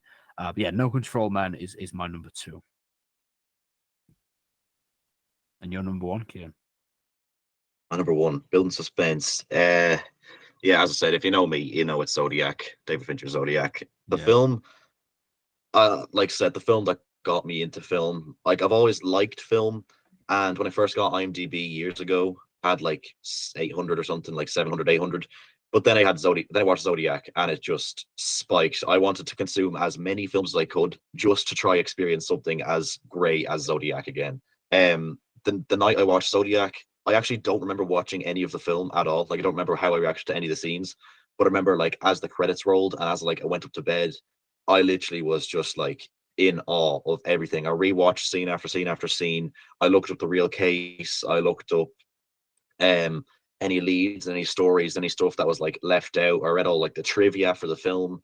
I consumed as much stuff about Zodiac as I could. It's like it is the definitive film. Like if I hadn't have watched Zodiac, I wouldn't be on this call. I wouldn't have a TikTok page. I wouldn't have a letterbox page. Zodiac it means a lot to me. Are you a Fincher fan in general? I don't actually know if I've asked you that before. Like, I like Zodiac's far and above my favorite from him. I love Fight Club. I love what's my gun like? I like Seven. I don't like Seven as much as other people. Not a Social Network. Not big. Oh, I love Social Network. Oh yeah, Social Network. Yeah, that's in my top 40 of all time. I love Social Network. That's my favorite Fincher. There's as well. Yeah, there's another one that I'm forgetting that I really like as well. Girl with the Dragon 2, maybe? No, it's not Girl with the Dragon 2. I can't remember, but anyway, there's some I really don't like. I don't like Curious Case of Benjamin Button. I don't like The Game. I'm not big on Gone Girl. Gone Girl's fine. But when he hits, he bangs. He bangs when he hits. Yeah, that's fair. Yeah. What I really appreciate about Zodiac, which is very similar to like Seth kind of brought up the Memories of Murder, they're both based on true cases that at the time the movie came out were not solved. So I love that they were able to build that suspense and mystery while also not taking the liberties to try and create a false solution or try and make something up. Basically, they both left it very well open-ended, which made them infinitely more chilling than they would have otherwise been if they would have just made up a killer and had them solved at the end and had it be loosely based on the real case. But the fact that both Memories of Murder and Zodiac were based on unsolved cases and kind of leave you at the end being like, shit, like, who is it? Like, we still don't even know. That really just highlights it even more. Yeah.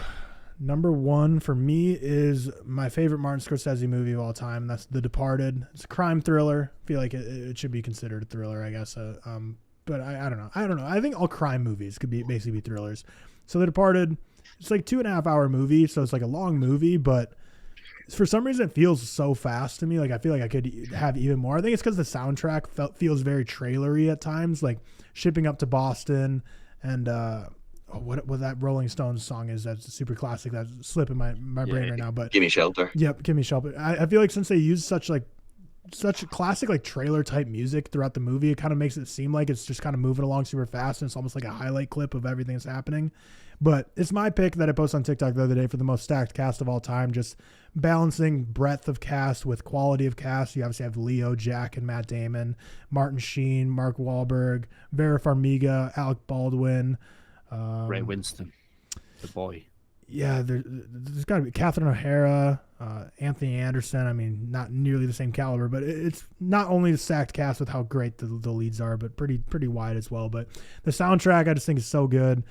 Every performance in that, whether it's like the main three, Damon, DiCaprio, and Nicholson, they all have their moments where they each are equally getting their shine. It's crazy that Mark Wahlberg was the only one in that cast to get nominated for an Oscar. I just think that's just like genuinely hilarious that he was the one that was chosen to get nominated for an Oscar for that performance. But yeah, it was because Leonardo DiCaprio, I think, had Blood Diamond out that same year and they were like pushing him heavily for that. So I think Mark Wahlberg was who got like the boost for The Departed, which I found was really weird, but it's my favorite Scorsese. Yeah, I just think it's a banger movie. And, there's just so many moments, especially like the whole final like 45 minutes. There's just so many jaw-dropping moments the first time you watch it that by the time you're end of it, you're like, I need to catch my breath. Like, what the hell did I just watch? But yeah, Seth, you're number one. Yeah, it's kind of boring really because I feel like we've already spoke about this.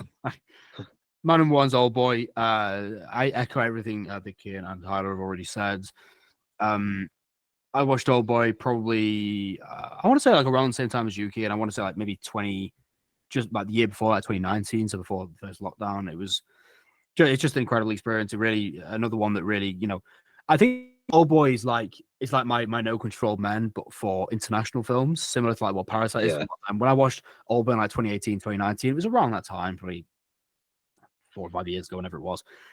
I'd already seen international films, but I'd only seen kind of the basic amount, and that was what led me down Park Chan-wook's filmography, and then eventually led me down Bong Joon-ho's filmography. Because leading up to Parasite, I'd already watched Bong Joon-ho's films, which obviously was a massive impact on me, liking that even more. And I think it just had a huge influence on me. I think like Ian said, it's perfect in every way. I can't find a fault with it at all. I enjoy it so much. I've watched it so many times now. And it's another one of those films where the first time I watched it, I wanted to show everyone. I wanted to show my fiance. She would not watch it, which was great. She still hasn't watched it to this day. So shout out to her. I showed my mom, and my mom loved it. I got my dad to watch it. He really liked it as well.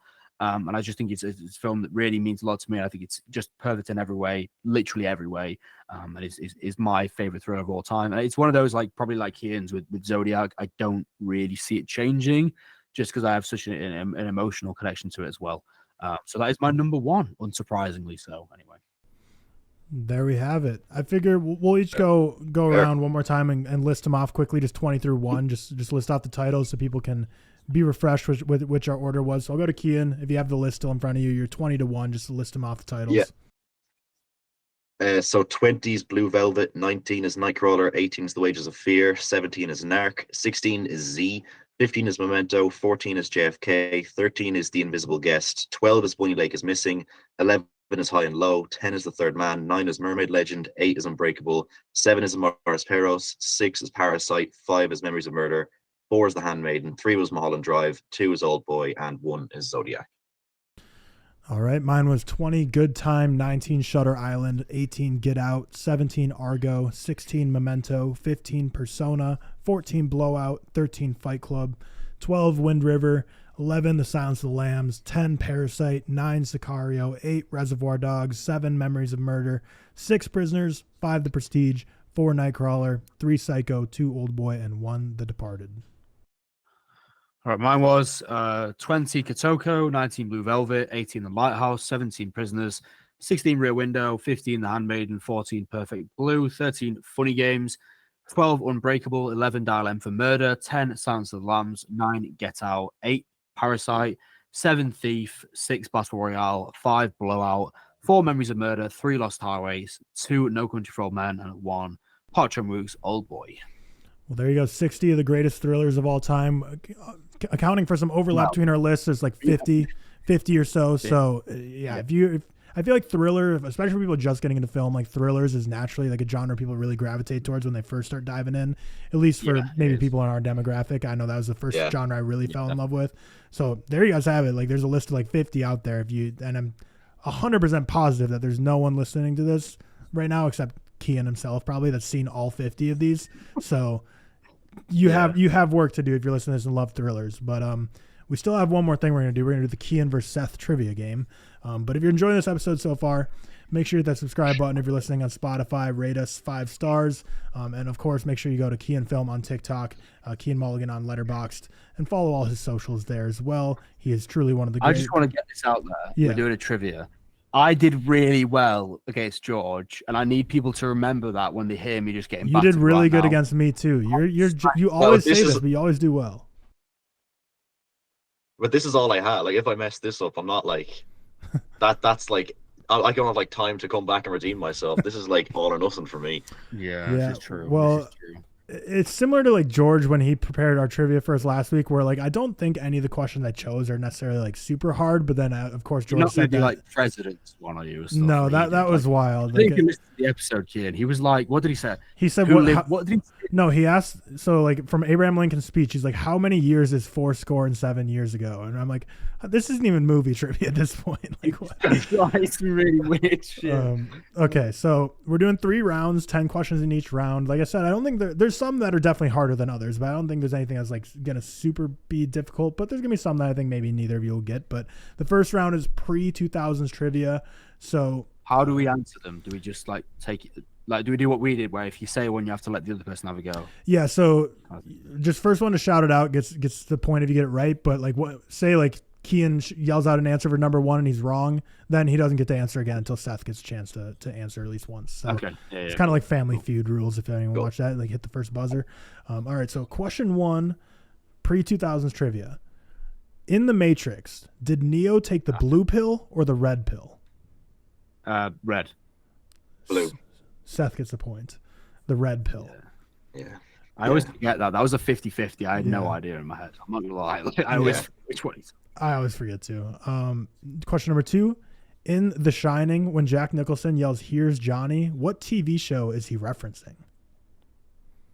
Or who is Johnny? What's the full name of the Johnny? Johnny Knoxville. Oh no! I know. When you say the answer, I'll know. In the documentary, I saw this. I'm sure I did. It was. I don't know. All right. Well, the answer is Johnny Carson. He was the Tonight Show host, and now he's basically the version at the time of what Jimmy Fallon is now. The Tonight Show starring Johnny Carson. I didn't know that. Question number 3. In 1995, Pulp Fiction and Shawshank Redemption were nominated for Best Picture, but lost to this film. Forrest Gump. Yep, Seth got that one just by a nose. Get out of here. Neck and neck. Come on. I for sure think that Shawshank and Pulp Fiction are both way better than Forrest Gump. I think you both would agree. No, Cian's a Forrest Gump Cian guy. loves Forrest Gump? Okay. I really like Forrest. Okay. Yeah, I know. Not a huge on Forrest Gump. Actually, I think it's fine. I watched it with my dad when I was like 10, so I've that connection to it. Yeah, that's valid. Sorry, I don't have the liberty of having my own house yet. Yeah, that's okay. You're still a child, Cian. It's fine. We understand. I'm still a child. I'm not even uni yet. I've only just finished I don't know what you call it in the UK. What you call it in the UK? A levels would be 18, sixth form. Yeah, A levels. Yeah, sixth form. That's crazy. Question number 4. What movie did Steven Spielberg win his first Best Director Oscar for?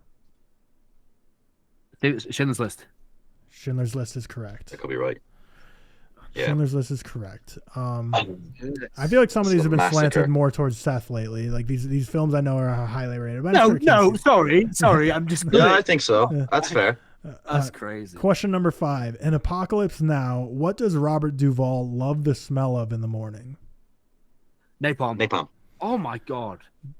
That was like a tie. I don't know who to give that. I thought it was me. Oh come on. From my end, that was me. Yeah, I think from my end it was me. The delay makes it difficult. I'm gonna give that one a tie because I know Cian's like a second or two delayed. So that was a tie. We're gonna give that one a no one. Number 6, which I actually don't know how much of either of you have seen his filmography, but what is the name of Charlie Chaplin's most famous recurring character? The Tramp. Yep, Cian got that one. The Tramp. Who was it? Oh, okay. The Tramp. I think like 5-ish of his movies. That's just kind of his recurring gimmick character. 3 of his films, to be honest. So right now the score is 3 Seth, 1 Cian. Question number 7. Nice. Who was the first actor to play Jack Ryan in a movie? This one might be tough. I don't know if you ever know it. Tom Cruise. It's a household name though. Not Tom Cruise. Jack Ryan. Wait, isn't that the show? I don't even know what that is. It's the film. Tom Cruise did it. It's a show now. I think Tom Cruise has he done. I think he's done Jack Reacher. Is the one Tom Cruise is. You're thinking of? Yeah, that's what I was thinking. But Jack Ryan right now is a John Krasinski TV show, but it's been a movie franchise since like the 80s. So who is the first person to play it? I'll give. Do you want to give us 5 more seconds? I've got no. I don't know. The only clue I can think of would just give it straight away. But it's. Yeah, I don't know. I guess his daughter is married to Justin Bieber. If that gives it away, or no, his niece. Idea. I have no idea. The answer is the person who shoots from the hip a little too often. Alec Baldwin is the answer there. So no one's gonna get the question. No, never. I wouldn't have got that at all. The Hunt for Red October is the name of the movie, the first Jack Ryan movie. What is the highest grossing film of all time when you take inflation into account? Gone with the Wind. No, me. It's me. That one again, I think. I heard it first on mine. That was a dead tie for me. It's me. Because for the viewers listening, I know for a fact Cian there's a little delayed on his audio, like it's just like a second. So that one was definitely a tie. Number 9, at the end of Vertigo, when Judy transforms into Madeline, what color light is she bathed in? Purple. Orange. Purple. Green. No. Green is correct. Cian gets the points. Yeah. I don't remember Vertigo. Vertigo is like the most forgetful Hitchcock for me, to be honest. It's fine.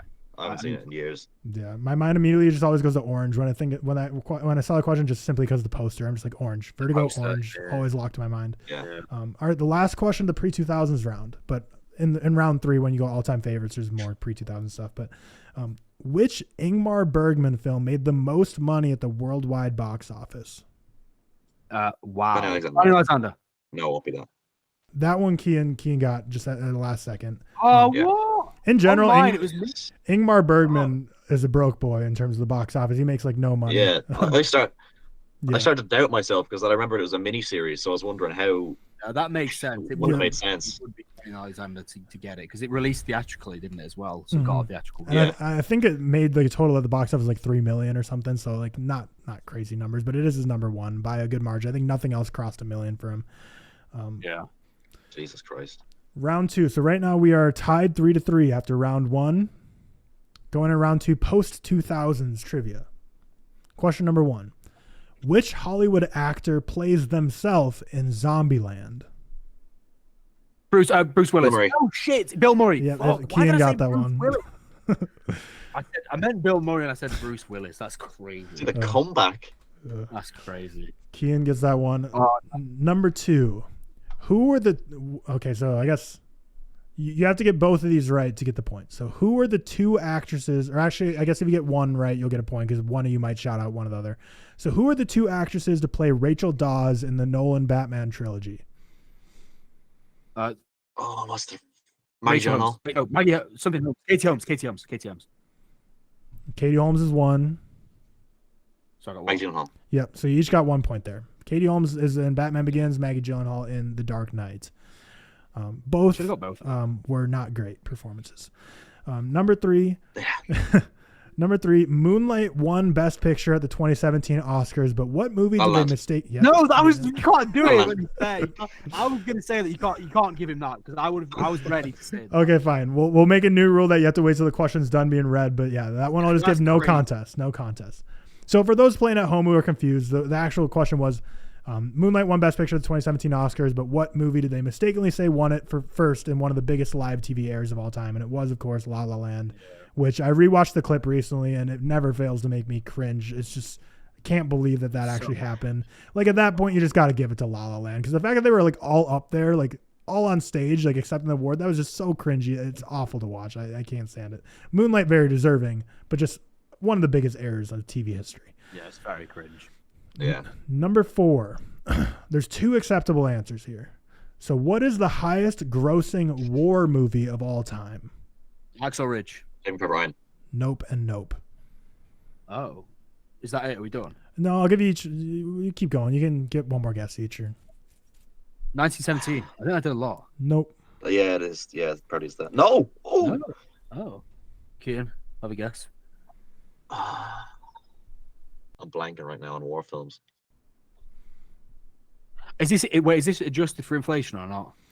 No, it's just the letter of the land. What's the highest grossing? So it's Yeah, a movie guess. post like this is in the post 2000s category. So it's a more. Cian, have a recent guess. movie. Have a guess.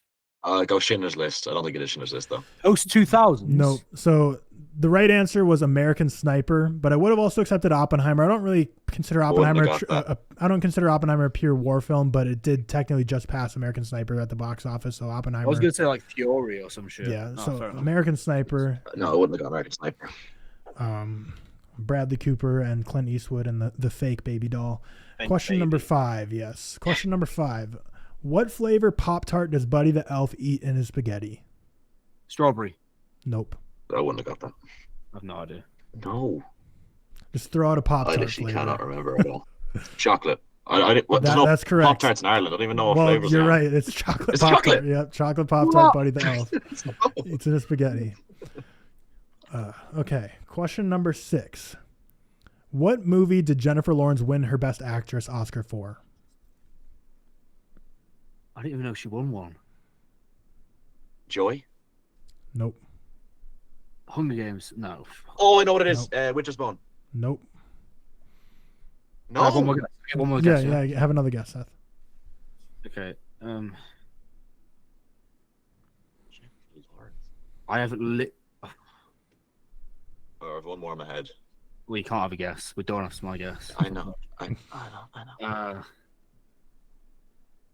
I actually don't know. Hunger Games Catching Fire. I don't fucking know, man. No. Tell me.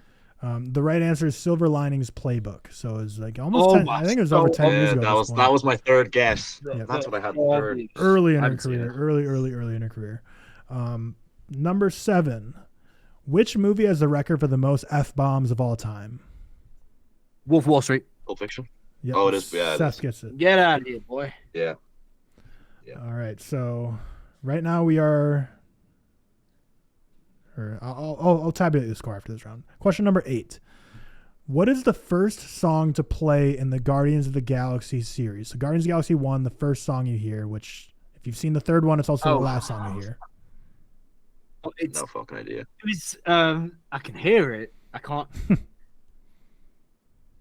I know what it is, but you'll have to, I won't get it. Is it the one where he's dancing? He's dancing like all. Where he's dancing to it. And I know, but like when it opens up and I think. No, I don't know. Oh, no, Come and Get Your Love. Seth at the buzzer gets it right. Come and Get Your Love by Redbone. It was the first song played in the Guardians of the Galaxy, and then it's played in the end credits of Guardians of the Galaxy 3. So it's the unofficial theme song of the franchise. Question number 9. I actually didn't look up to see if either of you have seen this film. I just kind of assumed it. It's a big film. What kind of bug is on the back of Ryan Gosling's jacket in Drive? A beetle. Scorpion. Scorpion is correct. Oh shit! Obviously, yeah. Of course. And then the last question of this round. Scorpion a bug? I pulled this right from a trivia website, but I thought that was kind of weird too. I'm like, is it a bug? But I don't know all the freaking biologies of animals. Question number 10, the last one of this round. How many years was Richard Linklater's Boyhood filmed across? 10. 15. Nope and nope. I'll give you each 16. one more guess. Nope. 16. 20. No. The answer is 12. So no one's getting on that one. So 12. after round 1, it was 3-3 tie. Yeah. And then after round 2, 1, 2, 3, 4. Cian has 7, and Seth has 6. So 7-6 heading into Really? round that was 3. weird. Right. So it's a neck and neck one. And this third category is from your all-time favorites list. So could be a movie pulled from both of your lists, could be pulled from one of your lists. But I know we both seen. Okay. Yeah, both seen 100% for a fact. I know for a fact you've both seen every movie or anything that's is based on this. Okay. Question number 1. And remember, you have to wait till I say the whole question. Seth has a list of his top 101 films of all time, and Cian has a list of his 131 all-time favorites. Which director has the most appearances combined between your two lists? Ingmar Bergman. Kurosawa. No and no. Kubrick. Park Chan-wook.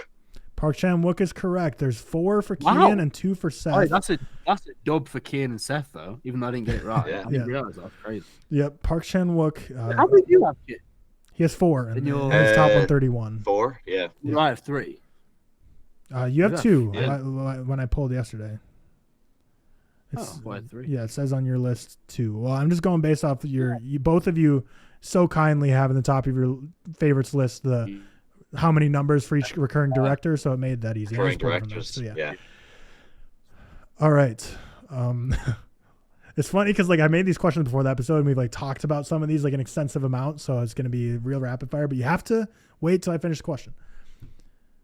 There's one movie by this director that appears in both of your favorites list. What is it? And the director is M. Night Shyamalan. Unbreakable. Unbreakable.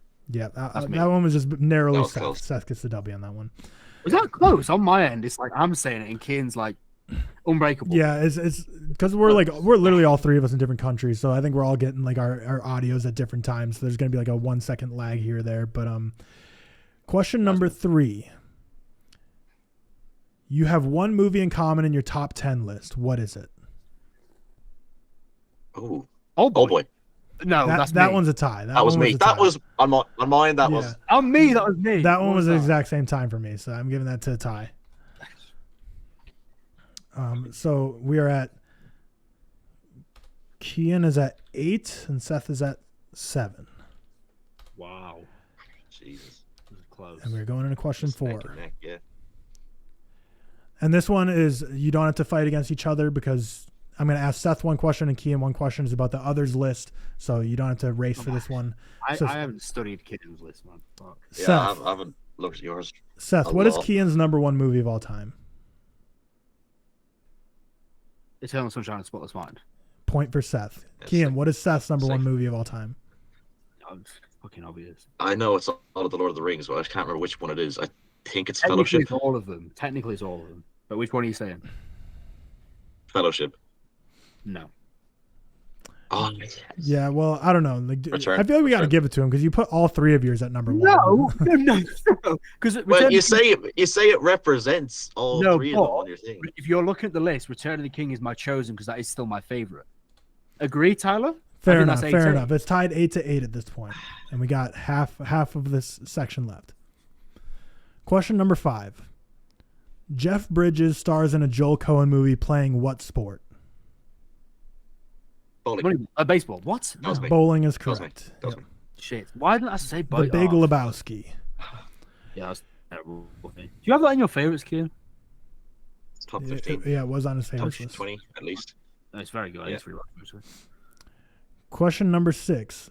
What is the name of the spaceship in Alien? Oh my god. Don't know. I've seen this film 78 times. How do I not remember the name of the spaceship?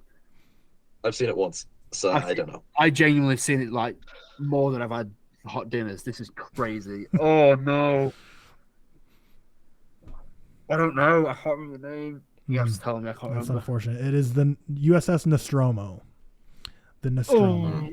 And it's also a pretty the iconic last line of the movie is, this is Captain Ripley from the USS Nostromo signing off.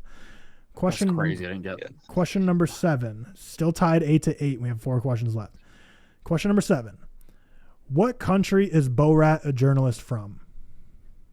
Kazakhstan. Wait, Kazakhstan. you said Borat, and that threw me off. Borat? Borat. Brilliant. No, Brilliant. that threw me off. Fuck. Ugh, I would have got that. 3 questions left, and we are That's in my top 20 as well, I think. we are neck and neck here. I think this next question comes from something that's on both of your lists, but obviously you've both seen it. I know that for the fact. What state is McLovin's ID from in Superbad? Hawaii. Hawaii is correct. And we are back to a tie with 2 questions left. I don't have this any is- overtime Jesus tiebreakers Christ. prepared, so hopefully it doesn't come to that. If it does, I'll think of something. I don't care if I lose. Something My quick. pride's here. That's fine. I'll take it. Hold on. I need to verify that this next answer is correct because I didn't have this written down, but pretty sure it is.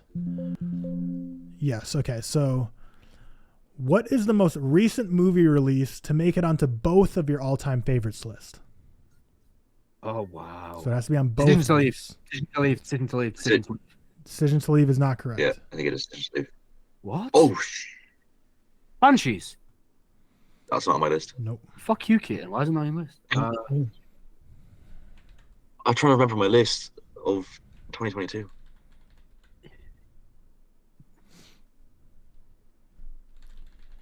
After I Sun. can't remember anything. After Sun. Yeah, I think it is after. Yeah, Yes. it is After Sun. Yeah. Yeah. I'm just checking the that's a release big dates on point as those because I think well Seth said Decision to Leave first anyway, so I it got it. wasn't right. Yeah. Okay, so Decision to Leave got its initial release on October 14th and After Sun October 21st. So technically After Sun is correct. It is the most recent to come out that is on both of your lists. If Kieran gets this next one right, you need to think of like a question. I will. off I the top will. of your- Don't worry. So Seth is at 10, Yeah. Keen's at 19, and this is the final question. And So this is just a tie. fun fact, Yeah. this is not one, again, that you have to race for each other for. It's one that I'm going to ask Seth, one I'm going to ask Keen. Oh. Ah, so it's all on this then. Oh, So, this is okay.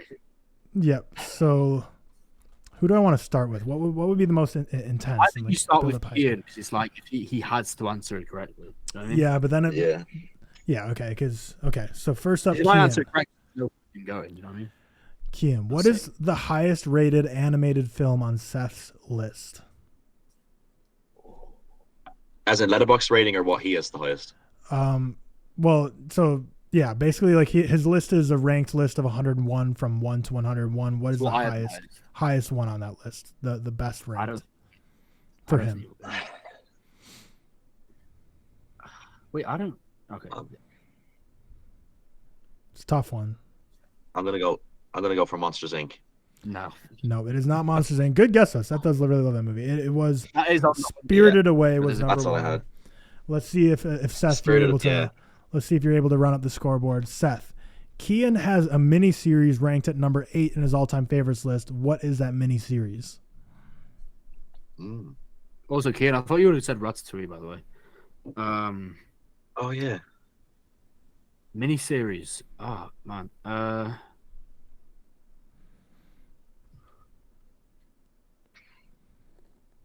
I don't think I've spoken about it much because I watched it recently. It's not Chernobyl, is it? Nope. No. It's his number 8 film, or number 8 in his ranking is Normal People. Like, he gave it a perfect 100, starring Paul Mescal and Daisy Edgar Jones. Cian's in that. Cian's in I that am in that. Yeah. Really? So it's a bit of bias, but like, yeah. What say The main that character. People say that Cian's Paul Mescal, Oh. so he's technically. Well, I hope filming Gladiator. I actually need to watch. you. It's great. So It's going well. we've done trivia probably 10-ish times in the history of the ReelTok Podcast, and never as it came. This is easily the closest it ever came down to 10-9. Usually it's usually never really close. Usually it's like someone wins like 10-4 or something. So this is a incredibly thrilling, great back and forth. Came down to the very wire. Yeah. 10 Seth to Cian's 9 across 3 genres. So very well done to both of you. Both showed up with very valiant efforts. But yeah, that's all we have for our episode. I want to thank you all for watching big episode 50 of the ReelTok Podcast. I will mention that this week on our real quick review, we will be doing later in the week, we will be reviewing Rango. So Seth and I will be talking about Rango. And then, yeah, so make sure you subscribe if you're on YouTube. Follow us on all our social medias. And if you're listening to us on Spotify, make sure you hit us with a follow, favorite, rate us 5 stars. Cian, thank you so much for joining. Where do you want people to find you? Do you want, like, pimp yourself, shout yourself out? Where do you want people to go? What do they search for? How do they find you wherever you are? Well, TikTok is just Cian Film, basic CIAN film, and Letterboxd is just Cian Mulligan. My name, CIANMULLIGAN. Go find him on both Letterboxd and TikTok. On both platforms, his profile picture is like a very red, so a lot of red in the background, red outfit. Twin Peaks picture, isn't it? The little guy. Twin Peaks, yeah. Yep. So the arm. So just look for the red Twin Peaks image, and you'll find him. Cian Mulligan on Letterboxd, Cian Film on TikTok, and then lastly, just to shout out our Patreon executive producers: 7 Mod Jeffy, Adam H16, Alexander Biscardi, Ben Leggy, Ben Hansey, Brody Young, Cody Whitney, Dakota Buckner, Dean Cotamanidis, Dylan Chip, Ferdinando 4, Hamish Edwards, Jimmy O'Connor, Jordan Gagg, Josh Hines, Luke Deerhog, Oscar Trinick, Reese David, Remy Walker, Rocco 1.0, Sean Morales, Stefan Johnson, Trey Artsy, Will Kim, and Zach Graves. That does it for episode 50. Again, thank you, Cian Mulligan, for joining. It was a very fun episode going over thrillers and that fun trivia at the end. Thank you all for watching, and we'll see you in the next one.